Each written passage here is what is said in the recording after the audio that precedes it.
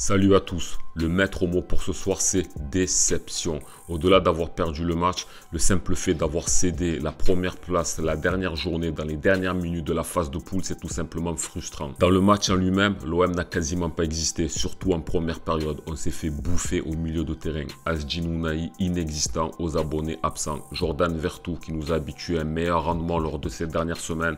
Il a eu énormément de mal à sortir le ballon, il a eu beaucoup de déchets, il n'a pas été au niveau. Derrière, du côté de Renan Lodji, c'était la balade des gens heureux. Il n'était pas au marquage. Le jeune Ivoirien lui en a fait voir de toutes les couleurs. Idem de l'autre côté. Mitoma, il a littéralement mis Klose dans la difficulté.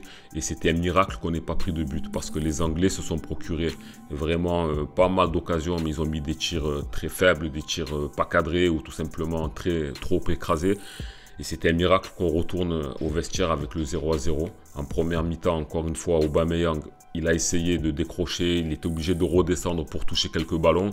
Quand Vitinha, on ne l'a pas trouvé et Harit a eu du mal à prendre possession de ce milieu de terrain. En seconde période, Gattuso a fait rentrer Murillo à la place de Lodji. Il y a déjà eu du mieux.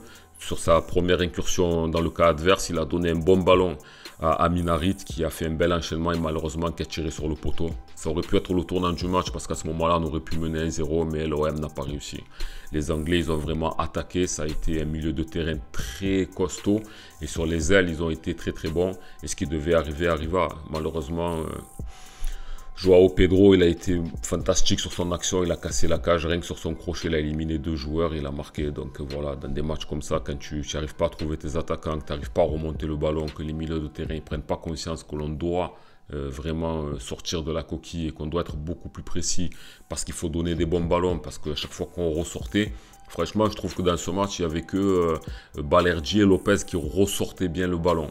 Après, si derrière on a réussi à tenir la baraque, c'est parce que Maïté, ça a été une très bonne satisfaction. Il a bien tenu le rang et Mbemba, il a été costaud comme à son habitude. Ça a été ça, les véritables satisfactions du match, c'est tout. Après, ce qui est vraiment très énervant, c'est le fait de se dire que pour se qualifier pour les huitièmes de finale, il faudra se frapper un tour. On va se taper un tour avec 2 matchs au mois de février. On reviendra de la CAN, on aura des joueurs fatigués. En plus, on sait que l'OM, le physique, c'est pas notre fort. Donc, se retrouver dans cette situation où on risque de se frapper Benfica, le Milan AC, je ne sais plus qui, on pouvait s'en passer. C'était un adversaire prenable, ils n'étaient pas extraordinaires. C'est juste qu'ils ont su contrôler le milieu de terrain quand nous, on n'y était pas. Donc, la victoire, elle était méritée pour eux. Malheureusement, il faut l'avouer, c'est comme ça.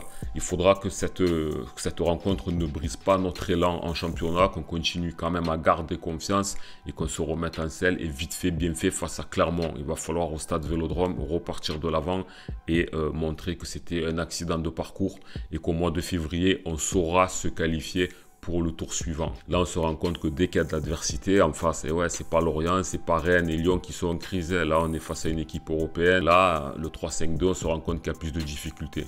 Bon, c'était un match à l'extérieur, le public, il a poussé, mais bon, c'était pas une raison pour pas être au niveau du milieu de terrain parce que c'est là où le match s'est joué.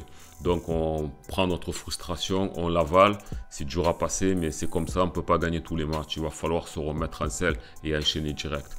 Voilà, c'était tout pour aujourd'hui, assez énervé pour continuer à parler. Donc à bientôt, c'était Karim Diouf. Ciao.